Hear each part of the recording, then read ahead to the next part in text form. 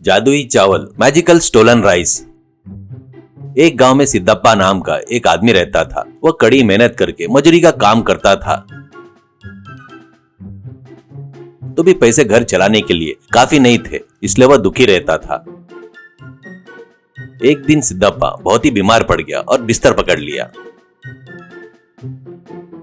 जब बुखार कम हुआ तो उसने सोचा, छी, ये भी कोई जिंदगी है। इस परिवार को चलाना अब मेरे बस की बात नहीं है। मैं अपनी पत्नी, बच्चे, माता पिता को इस तरह दुखी नहीं देख सकता, इसलिए मैं घर छोड़कर चला जाऊंगा। कहीं पैसे कमा कर फिर वापस लौटूंगा, नहीं तो देश में घूमता रहूंगा। ऐसा सोचकर वो घर छोड़कर चला गया। वह जहां भी जाता उसे काम नहीं मिल रहा था, इससे वह निराश होने लगा। छी छी, अब मेरा जीना बेकार है। कहीं कूद कर मर जाना ही अच्छा है।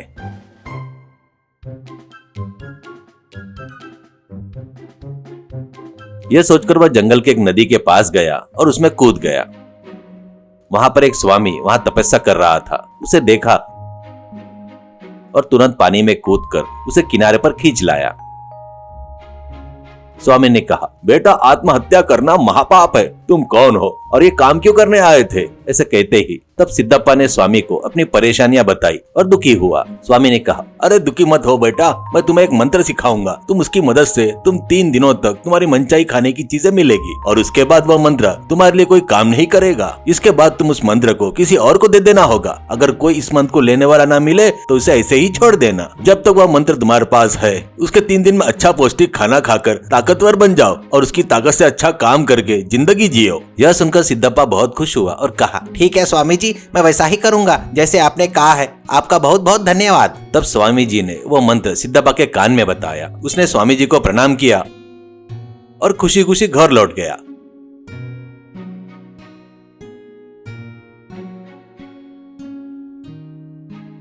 घर आकर उसने अपनी पत्नी को सब कुछ बताया और कहा, आज के लिए हमें चावल, दाल, सब्जियां, दूध, दही, घी और खाना पकाने का सामान चाहिए। ऐसा कहते हुए उसने मंत्र का जाप किया। बस फिर क्या था, वहां सब प्रकट हो गया।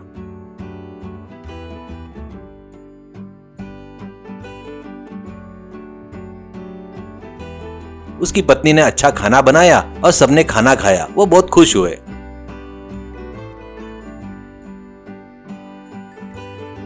इस तरह 3 दिनों तक मंत्र जाप करके चीजें प्रकट होती थी और वे खाना बनाकर खाते थे।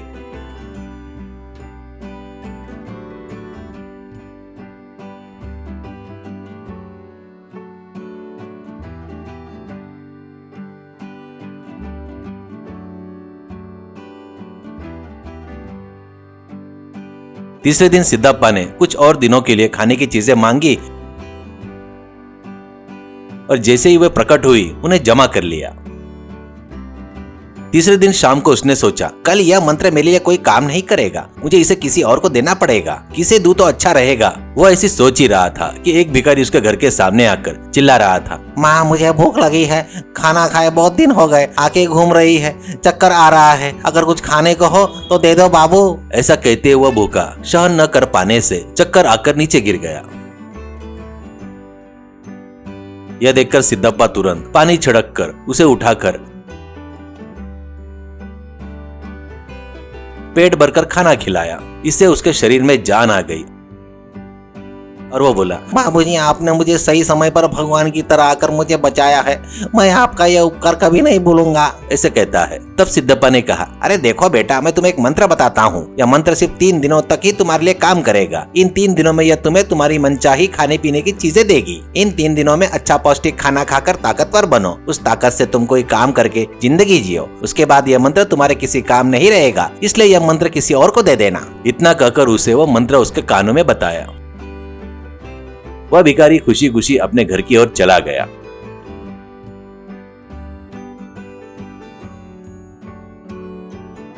भिखारी ने घर पहुंचा, अपनी पत्नी को हुआ सो सब कुछ बताया। असल में वो दोनों स्वार्थी और चोर ईर्ष्यालु थे। उसने तुरंत मंत्र जपा और एक बोरी भरकर चावल मांगा।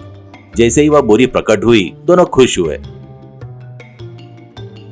उसने तुरंत उस बोरी में से थोड़े चावल निकालकर एक दुकान में बेच दिए और पैसे ले लिए। फिर उन पैसों से घर के जरूरी सामान खरीद कर लाया। फिर उसने अपनी पत्नी से कहा, यह मंत्र अभी और 2 दिन के लिए काम करेगा। इस बीच हमें इसका उपयोग करके अमीर बन जाना चाहिए, लेकिन कैसे? उसके बाद उसकी पत्नी ने कहा, 2 दिन बाद मंत्र आप मुझे दे देना, तब मेरे लिए काम करेगा, तब हम उसके बाद कुछ कर सकते हैं।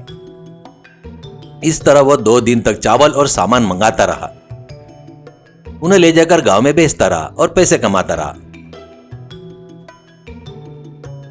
तीसरे दिन उसने सोचा, इस गांव के लोग बहुत बेवकूफ है, भीख मांगने पर एक पैसा भी नहीं देते और कभी भी गुस्सा करते और गाली देते हैं। इस बार इस मंत्र से हमें अपनी इच्छा पूरी करनी है और इन गांव वाले के ऊपर गुस्सा निकालना है। यह कहकर उसने अपनी पत्नी को बताया कि उसे क्या करना है। वो बोली, ओहो, तो तुम कितने समझदार हो। अगर ये काम करना है तो ये अपनी झोपड़ी काम में नहीं आएगी। उसके लिए एक सुनसान जगह चाहिए। जंगल में एक खंडर भवन है, वो एकदम सही रहेगा। चलो पहले वहीं चलकर देखते हैं। इस तरह दोनों उस खंडर भवन में पहुंचे। वहां उसने अपना मंत्र का जाप किया। गांव के सभी के घरों के चावल यहाँ पर आ जाए। बस फिर क्या हुआ, गांव के घरों के चावल की बोरियां उड़ती हुई उनके पास आकर ढेर हो गई।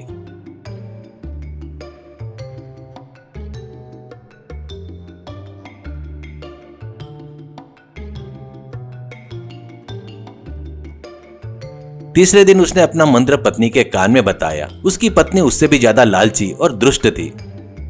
उसने तुरंत जाप किया, इस देश का सारा चावल मुझे चाहिए, ऐसा कहती है। तो बस जगह जगह से बोरियां उड़ती हुई आई, उस खंडर में आकर जमा होने लगी। इससे पूरा घर चावल की बोरियों से भर गया। घरों से चावल की बोरियां गायब होने लगे तो लोगों को चावल नहीं मिल रहा था, जिससे उन्हें खाने के लिए अन्न भी नहीं मिलने से उन्हें तकलीफें होने लगी।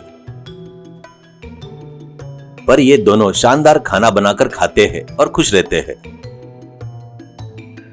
लोगों को खाने के लिए चावल न मिलने से उन्हें पत्ते और कंदमूल खाकर काम चलाना पड़ रहा था। यह बात राजा को पता चलने पर महाराज ने पूछा, यह क्या है? देश का सारा चावल कहाँ और कैसे गायब हो गया? इसका राज पता लगाओ। उसने अपने सैनिकों को आदेश दिया। सैनिक देश भर घूमकर लोगों की जानकारी इकट्ठा कर रहे थे और जांच कर रहे थे।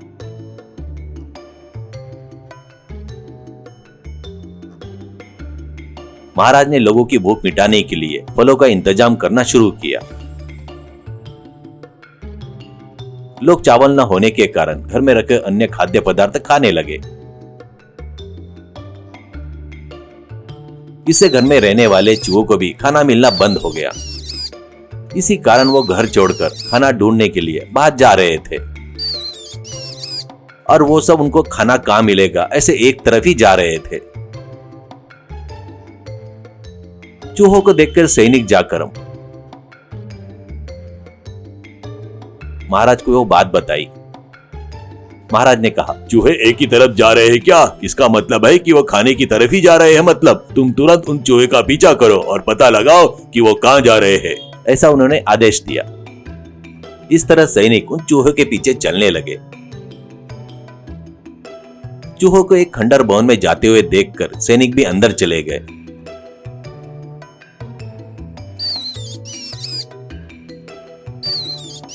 वहां चावल का इतना बड़ा भंडार देखकर हैरान रह गए। उन्हें देखकर घबराकर वो भिखारी भागने की कोशिश करने लगे, लेकिन सैनिकों ने उन्हें पकड़ लिया। एक सैनिक ने पूछा, अरे तुम कौन हो? इस खंडर में क्या कर रहे हो और तुम्हें इतने चावल कहाँ से मिले? तो दोनों चुपचाप एक दूसरे का मुंह देखने लगे। कोई जवाब नहीं दिया। तब सैनिक उन दोनों को पकड़कर महाराज के सामने ले आए। सैनिक ने कहा, महाराज, हमने आपके कहे अनुसार उन चूहों का पीछा किया। वे खंडर भवन में जाते हुए दिखे तो हम भी अंदर चले गए। वहाँ हमें चावल की ढेर सारी बोरियां दिखी और ये दोनों थे। हमने इनसे कितना पूछा लेकिन कुछ भी नहीं बता रहे हैं, इसलिए हम इन्हें आपके पास ले आए। ऐसा कहते हैं तो महाराज ने कहा, देखो मैं अपने सैनिकों के जैसा इतना अच्छा नहीं हूँ। ईमानदारी से तुम ठीक से सब बता दो, ये बोरियां तुम्हें कैसी मिली, नहीं तो तुम दोनों को फांसी सुनाऊंगा। ऐसा कहता है। तो तब भिखारी डरकर वहाँ से सब महाराज को सब कुछ बता देते हैं। महाराज ने कहा, यह कैसा मंत्र है? मुझे विश्वास नहीं हो रहा है। उस सिद्धप्पा को बुलवाओ, पता करना है कि ये जो बोल रहे हैं वो सच है या नहीं। सैनिक ने जाकर सिद्धप्पा को बुलाया और साथ लेकर आ गए। महाराज ने सिद्धप्पा को सब कुछ पूछा, क्यों भाई, ये सच है क्या? ऐसा कहते हैं। तो सिद्धप्पा ने कहा, सच है महाराज, मैंने उस मंत्र को 3 दिन इस्तेमाल करने के बाद इसे दे दिया था। मैंने नहीं सोचा था कि वो इस तरह स्वाद के लिए इसे इस्तेमाल करेगा। मुझे माफ कर दीजिए महाराज। महाराज ने कहा, मुझे तुम्हारी ईमानदारी बहुत पसंद आई। तुमने 3 दिन तक उस मंत्र का इस्तेमाल ईमानदारी से अपने लिए किया, लेकिन इस लालची आदमी ने अपने स्वार्थ के लिए देश के सभी चावल पूरे चुरा लिए और लोगों को भूखा रखने का कारण बना। ऐसे लोगों को ऐसे ही नहीं छोड़ना चाहिए। सैनिकों, इन दोनों को जेल में डाल दो। इनके चुराए हुए चावल की बोरियां इकट्ठा करके जिसकी है उसको दे दो, ऐसा कहता है। सैनिक ने सारी बोरियां इकट्ठा करके गांव के लोगों में बांट दी। अपनी गलती की सजा में भिखारी और उसकी पत्नी जेल चले गए। इसलिए कहते हैं, स्वार्थ कभी भी किसी के लिए ठीक नहीं होता है।